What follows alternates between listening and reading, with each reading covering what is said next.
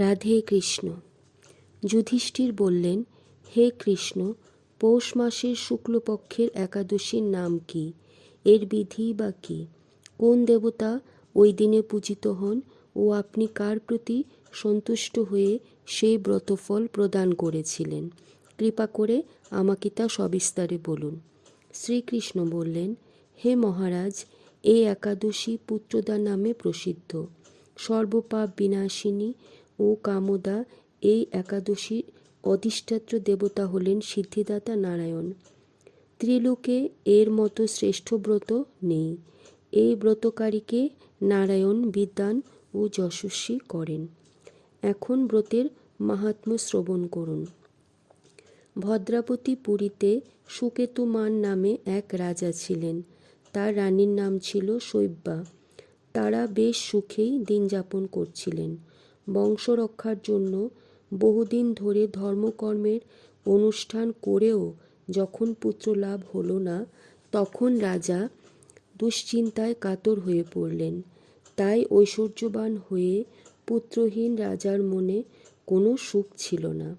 তিনি ভাবতেন, পুত্রহীনের জন্ম বৃথা ও গৃহশূন্য।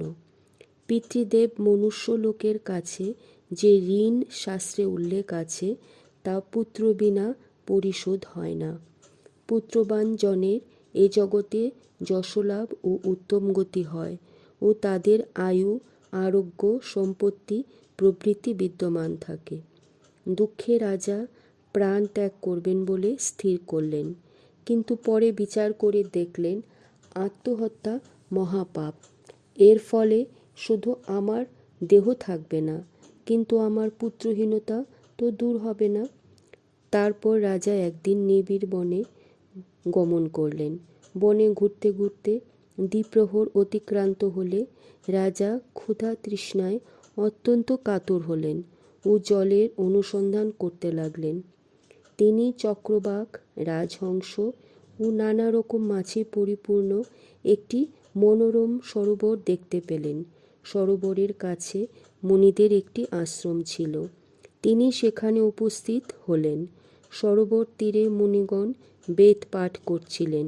মুনিবৃন্দের শ্রীচরণে তিনি দণ্ডবোধ প্রণাম করলেন।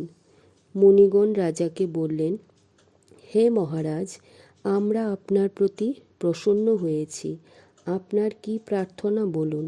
রাজা বললেন, আপনারা কে ও কি জন্যেই বা এখানে সমবেত হয়েছেন? মুনিগণ বললেন, হে মহারাজ, আমরা বিশ্বদেব নামে প্রসিদ্ধ। এই সরোবরে স্নান করতে এসেছি। আজ থেকে 5 দিন পর মাঘ মাস শুরু হবে।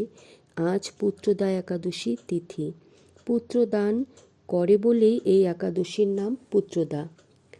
তাদের কথা শুনে রাজা বললেন, হে মুনিবৃন্দ, আমি অপুত্রক। এই দুর্ভাগা পুত্রহীনের প্রতি অনুগ্রহ করে একটি পুত্র প্রদান করুন। মুনিগণ বললেন, হে মহারাজ, আজ সেই পুত্রদা একাদশী তিথি, তাই এখনই আপনি এই ব্রত পালন করুন।